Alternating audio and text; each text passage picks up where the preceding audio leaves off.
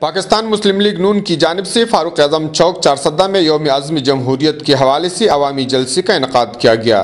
New بس terminal سے شرکاء جلوس کی شکل میں ڈول کی تاب پر ناچتی ہوئی مختلف بازاروں سے گزرتے ہوئے فاروق اعظم چوک چارسدہ میں پہنچ گئے، جہاں انہوں نے نواز شریف اور جمہوریت زندہ باد کے نعرے لگائے۔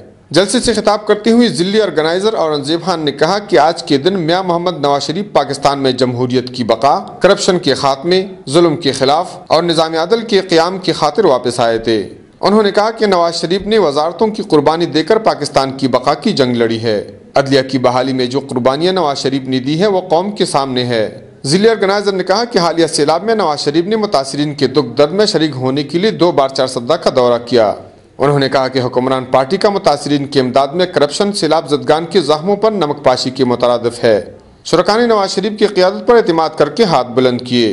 ضلعی ریلیف کمیٹی کے چیئرمین رمضان خان اور دیگر نے خطاب میں کہا کہ میاں محمد نواز شریف واحد قومی ہمدرد لیڈر ہے۔ انہوں نے حکومت سے متاثرین سیلاب پر لگائے گئے ٹیکس کے خاتمے، یوٹیلٹی بلز کی معافی اور وطن کارڈ کی فوراً حصولی کا مطالبہ کیا۔ کفایت اللہ، اے نیوز، چارسدہ۔